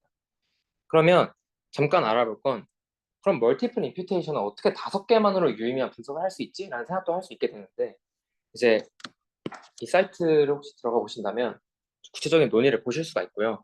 이 본 히펠이라는 선생님이 이제 임퓨테이션을 하는 횟수는 이제 미싱의 퍼센티지와 비슷하게 하면 된다. 뭐 이런 말을 했다고 해요. 그래서 식으로 써보면 임퓨테이션 하는 횟수를 미싱의 비율 곱하기 100 정도로 한다면 좋은 성질들을 가지고 있더라라는 게 이제 연구 결과가 있습니다. 그래서 5% 정도 미싱이 된다면 5번 정도의 임퓨테이션을 하면 된다. 뭐 이런 식으로 생각을 하시면 되고요. 하고 여기 적어놨는데 이론상 더 많은 임퓨테이션을 할수록 성능이 좋은 것은 맞습니다. 하지만 추정치가 매우 불확실하진 않거나 꼭 풀 디스트리뷰션을 구하고 싶은 것이 아니거나 모수의 추정치가 실제 모수와 너무 다른 것은 아니라는 판단을 할 수 있는 경우에는 적당한 미싱 리스가 있을 때 5회에서 20회 정도로 멀티플 임퓨테이션을 수행해도 좋은 결과를 낼 수 있다라는 것을 알 수 있습니다. 그래서 이제 이 베이지안 기법을 이용해서 멀티플 임퓨테이션을 어떻게 할 수 있을까라는 생각을 해볼 수 있는데요. 먼저 D개의 컴플리트 데이터셋을 만들어야겠죠. 그 다음에 각 컴플리트 데이터셋에서 세타와 관련된 값을 이제 샘플링 한 다음에 이제 컴바이닝 룰에 따라서 마무리를 하면 됩니다. 컴바이닝 룰은 아까 앞에 살펴봤던 이제 뭐 세타 뭐지? 아까 그 평균과 분산 구하는 공식을 제가 한번 가보겠습니다. 이제 이걸 이제 컴바이닝 룰이라고 하는데 이제 D개의 이제 컴플리트 데이터셋을 만든 다음에 그와 관련돼서 세타 관련된 값을 구하고 그리고 컴바이닝 룰로 마무리를 하면 됩니다. 그래서 과정을 한 번 더 보자면 Y1 그러니까 결칙된 값들을 샘플링을 하면서 컴플리트 데이터셋을 하나 만들고요. 그 다음에 그 컴플리트 데이터셋을 이용해서 세타의 추정치를 구합니다. 이것도 세타의 분포에서 샘플링을 해서 구할 수 있습니다. 세타의 사후 분포에서 샘플링해서 구할 수 있습니다. 그 다음에 이걸 D번을 반복하게 되면 D개의 컴플리트 데이터셋을 만들 수 있겠죠. 그리고 나서 이 베이시안 어프록시메이션과 컴바이닝 룰로 이제 세타의 사후 평균과 사후 분산을 구하고 또 대표본의 경우에는 구간 추정까지 할 수 있습니다. 그래서 이제 모델을 알아야 되잖아요. 근데 모델을 알기 전에 이 단원에서 이제 다루는 모든 포스테리어 모델은 이제 미싱 메커니즘이 무시 가능한 경우를 다루거든요. 그래서 그거 관련된 이제 좀 간단한 정보를 제가 가져왔는데 이제 요 L-풀이라는 거는 여기 보시면 관측 데이터와 요 이제 미싱 유무 이제 0이거나 1이겠죠. 미싱이면 1, 미싱이 아니면 0. 그것과 관련된 모수들이 모두 포함된 라이클리후드라고 생각할 수 있고 그래서 이제 풀이고요. 그다음에 여기서는 요 L 이그노얼은 보시면 이제 미싱에 관련된 모수가 없고 미싱 유무에 대한 정보가 없으니까 미싱 메커니즘을 무시한 세타만의 라이클리후드라고 생각해 볼 수가 있습니다. 근데 이제 각각 L풀과 L 이그노얼이 있는데 이제 저희가 본 건 결국 세타잖아요. 이제 뒤에 노테이션 좀 생략하긴 했는데 이제 어떤 임의의 두 세타에 대해서 요 L풀 라이클리후드를 사용하든지 L 이그노얼 라이클리후드를 사용하든지 그 B가 항상 같다면 우리는 굳이 우도 함수로 L풀을 사용할 필요 없이 미싱 메커니즘을 무시한 L 이그노어를 사용해도 되지 않을까라는 생각에서 이런 조건이 만들어지게 되었습니다. 그래서 이제 MAR 하에서는 MAR은 결국에 이 Y1의 값이 미싱 리스와 관련이 없다는 거잖아요. 그래서 요 위에 L 풀, 요 식을 그대로 밑에 가져와 보면 요 부분이 있는데요. 요 부분에서 요건 미싱에 대한 내용이잖아요. 그래서 Y1을 제거할 수 있습니다. Y1이 제거된 부분이 이런 식으로 앞에 튀어나올 수 있게 되고 요 식은 이제 요 식과 동일하게 됩니다. 그래서 이제 이런 식으로 정리가 되는데 이걸 이제 이런 형태로 나타내게 됐을 때 이 부분은 사라지고 사실상 이제 L풀 MAR 하에서 L풀과 그냥 L 이그노얼이 요 B가 같다는 것을 알 수가 있습니다. 책에는 좀 더 구체적으로 나와 있는데 궁금하시면 보시면 될 것 같습니다. 그래서 만약 이제 미싱 메커니즘이 MAR이고 추가적인 조건이 있는데 요 데이터와 관련된 모수인 세타 그리고 미싱 리스와 관련된 모수인 요 싸이가 독립이라면 이제 베이지안 추론을 하기 위해서 이제 포스티리어 디스트리뷰션을 구축할 때 이제 이렇게 미싱이 포함되어 있는 형태로 구축할 필요 없이 이제 이 형태만 고려하면 된다라고 생각할 수 있습니다. 그래서 이제 앞에서 살펴본 이제 스라님의 내용이나 저의 내용에서는 다 이 형태에만 관심을 가진다고 생각하시면 됩니다. 이제 다시 돌아가서 이제 모델을 한번 생각을 해보려고 하는데요. 저희가 옆에서 봤었는데 이제 미싱의 부분이 적고 complete posterior distribution 이 친구가 이제 멀티베리엇 노멀이나 T 디스트리뷰션을 따르는 경우에 이런 기법을 쓴다고 앞에서 얘기를 했잖아요. 그래서 저희의 목표는 저희가 궁금한 이 친구와 그리고 이 친구를 어떻게 연관 지을 수 없을까? 라는 아이디어에서 출발을 합니다. 이 complete posterior distribution이 다벨량 정규분포나 T분포를 따른다고 했기 때문에 샘플링하기가 쉬워서 그렇다라고 생각하시면 될 것 같고요. 그래서 이 식을 변형을 해볼 건데 이 식은 이렇게 변형이 가능하고 그리고 이 안에 있는 식은 이제 이렇게 변형이 가능한데요. 베이지 정리에 따라서. 그래서 이 위식을 그래서 참고해 보면 뭔가 이거에 대한 추정을 할 때 일단 여기서 y1을 샘플링하고 그 y1을 여기 채워 넣어서 이 부분은 이제 앞에서 이 부분이잖아요. 여기서 세타를 샘플링해서 어떻게 잘 하면 얘를 추정할 수 있지 않을까? 라는 생각을 하게 됩니다. 그래서 그 과정도 똑같은데 여기서 y1 뽑고 여기서 세타 뽑고 그걸 이제 d번을 수행하게 돼서 d개의 이제 추출을 한다라고 생각하시면 됩니다. 그럼 결국에 d개의 컴플리트 데이터 세트도 나오게 되겠죠.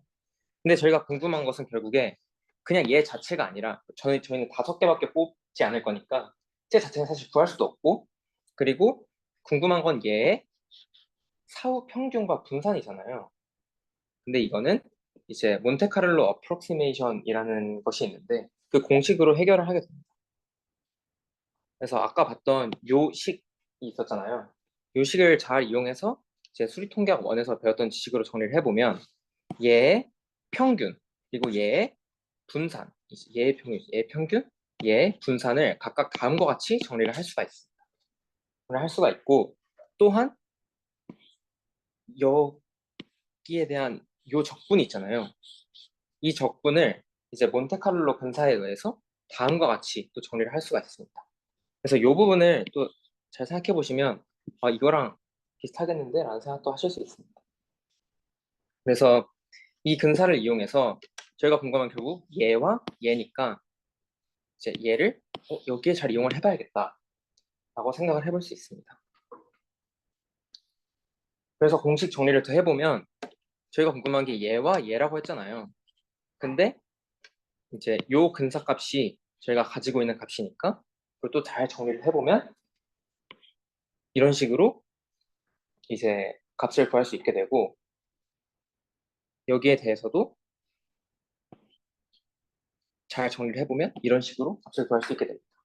이제 보시면 각각 다 의미가 밑에 적혀 있는데 이제 나중에 읽어보시면 될 것 같고 이게 살짝 보시면 아시겠지만 앞에서 살펴봤던 이제 멀티플 임퓨테이션 컴바이닝 룰이랑 사실상 같다는 걸 알 수 있거든요.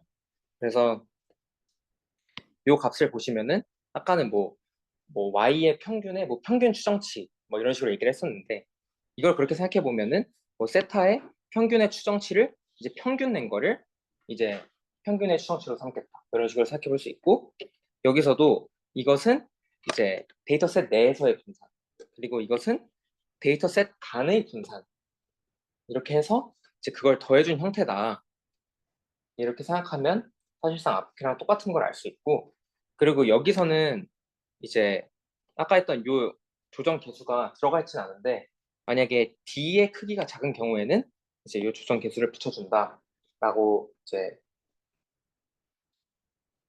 하고요. 그리고 작은 d에 대해 조정을 주는 이유는 뭐 이러이러하다. 뭐 분산 과소 추정 방지를 위해서다. 뭐 이렇게 얘기할 수 있습니다. 그래서 간단한 예시를 가져와 봤는데 이제 y1과 제가 재주가 없어서 좀 손으로 써놨는데 y1과 y2 변수가 있다고 했을 때 이제 y1은 다 관측됐고 y2는 이제 이 부분이 미싱이 되었다라고 얘기를 해보겠습니다.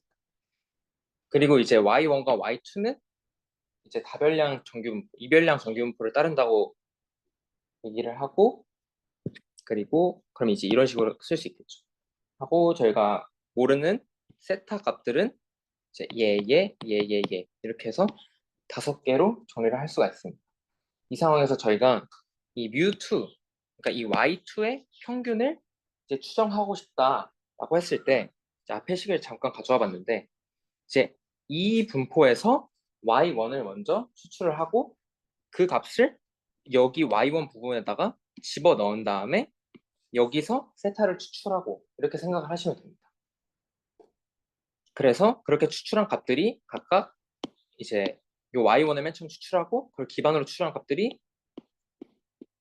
이렇게 된다고 했을 때 이제 그걸 예를 들어서 5개의 멀티플 임퓨테이션 셋을 만들고 싶다고 생각한다면 이제 요 부분과 같이 컴바이닝 룰에 따라서 뮤2의 평균의 추정치하고 뮤2의 분산의 추정치를 구할 수 있고 대표본의 경우에는 이런 식으로 이렇게 안 쓰긴 했는데 대표본의 경우에는 이제 T 분포를 이용해서 구간 추정까지 할 수 있다고 생각하시면 되겠습니다.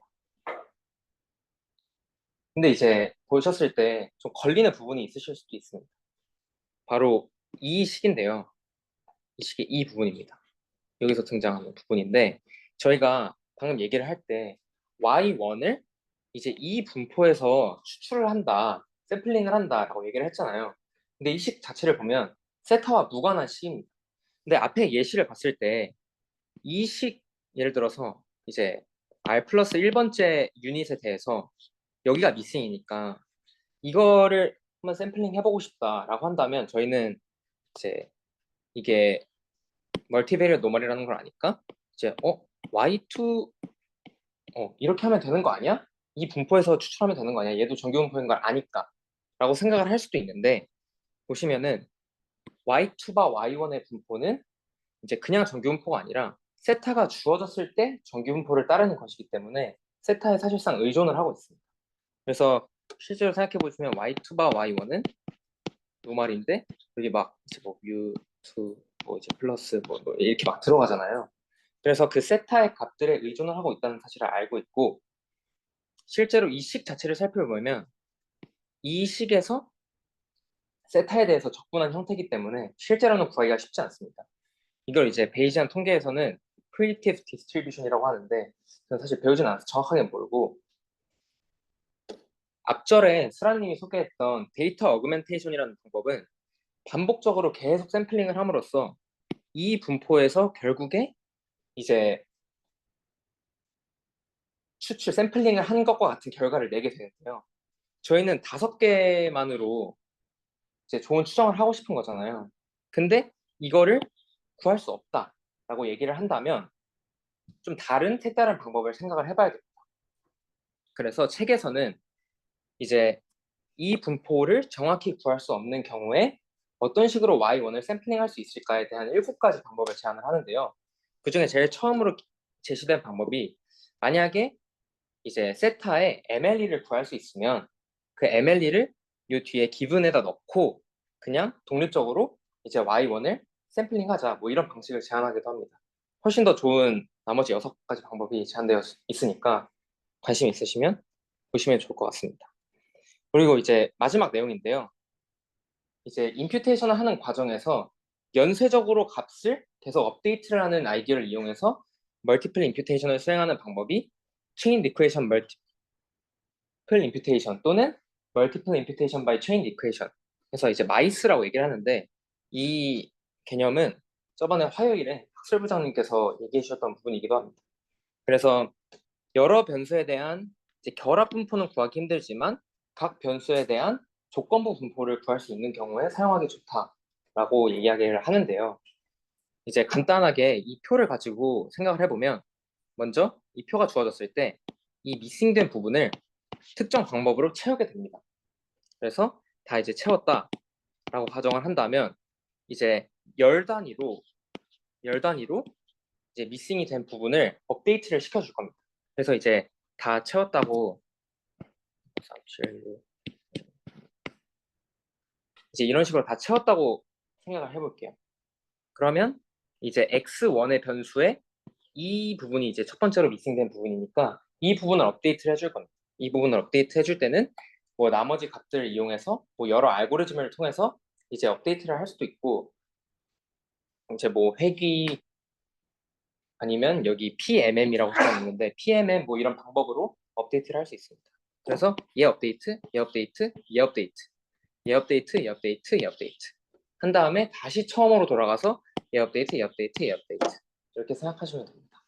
그러면 이거를 이제 수렴할 때까지 반복을 하는 거예요. 수렴할 때까지 반복을 하면 수렴했다는 판단이 들었다. 라고 하면 한 개의 컴플리트 데이터셋이 완성이 되겠죠. 그러면 이제 D개의 초기값으로 D개의 컴플리트 셋을 만들면 그걸로 멀티플 임퓨테이션을 할 수 있지 않을까? 라는 생각을 하는 겁니다. 그래서 이제 업데이트하는 방법에 리그레션이랑 PMM이라고 나와 있는데 PMM은 이제 아래 마이스 패키지가 있는데 거기에 마이스 함수가 있습니다. 거기에 연속형 변수에 대한 디폴트 이제 알고리즘인데 보시면 이제 이 간단하게 말씀드리면 이 값을 내가 업데이트 하고 싶다라고 할 때 이제 회귀 모형을 만들어서 이 값에 대한 추정 값을 새로 만들어냅니다. 그리고 그 같은 회귀 모델에 얘 추정, 얘 추정, 얘 추정, 얘 추정, 얘 추정까지 다 만드는 거예요. 그 다음에 이제 후보를 뭐 개수를 잘 정할 수 있는데 예를 들어서 3개라고 했다. 그러면 얘 추정값으로 구한 거 하고 얘네들 나머지 추정값들 다 봤을 때 얘랑 가장 가까운 3개를 골라서 그 나머지 3개 중에서는 이제 랜덤으로 하나를 골라서 그 값을 채워넣는 그런 알고리즘이라고 할 수 있습니다. 그래서 여기는 그냥 이제 복잡한 식을 그냥 써놨는데 참고로 보실 분들 보시면 좋을 것 같고 참고하라고 옆에 좀 이해하기 편하시라고 표도 대충 만들어놨습니다. 그래서 만약 변수들에 대한 조건부 분포들과 결합 분포가 잘 정의되어 있는 경우에는 이 알고리즘은 그냥 킵스 샘플러라고 얘기를 할 수가 있고 앞에서 얘기를 했던 그리고 이 경우에는 이제 반복을 여러 번 한다면 수렴이 보장이 되어 있습니다. 진짜 마지막으로 예시를 하나 넣었는데 제가 그 아래 마이스 패키지를 좀 보다가 이제 좋은 예시가 있는 그 사이트를 찾았어요. 그래서 여기에 있는 내용을 살짝 구현을 해봤는데 보시면 이 마이스라는 패키지에 여러 데이터셋들이 있습니다. 그래서 요 N-Haynes 어떻게인지 잘 모르겠지만 이런 데이터셋이 있는데 첫 번째는 이제 나이, 뭐 그다음 BMI 뭐 이런 정보들이 있고 이제 결칙이 되는 것들을 볼 수가 있죠. 그 다음에 저희가 이제 멀티플 임퓨테이션 그 중에서도 체인 이퀘이션 멀티플 임퓨테이션을 수행을 할 건데 여기 보시면 여기에 데이터 값이 들어가고 이거는 내가 몇 개의 데이터셋을 컴플리트 데이터셋을 만들 건지 그래서 저는 4개로 설정을 했고 이제 맥스 이터레이션은 내가 이 체인 이퀘이션을 몇 번 반복할 건지 해서 저는 7번을 했습니다. 그럼 이제 차라락 나오는데 보면 일단 첫 번째로 4개의 초기값을 먼저 설정을 합니다. 그 다음에 그걸 4개를 7번 이제 반복을 하는 거예요. 그 알고리즘. 여기서는 이제 디폴트 값으로 아까 말했던 PMM이라는 방법을 사용해서 이제 업데이트가 됐습니다. 그래서 이제 결과를 살펴보면 이제 이 부분 이렇게 봤을 때 원래는 여기에 결칙이 있었던 부분인데 7번 어떤 반복을 통해서 이제 값이 채워진 걸 볼 수 있고 이제 두 번째 그리고 세 번째, 네 번째까지도 그렇게 볼 수가 있습니다. 제 발표는 여기까지.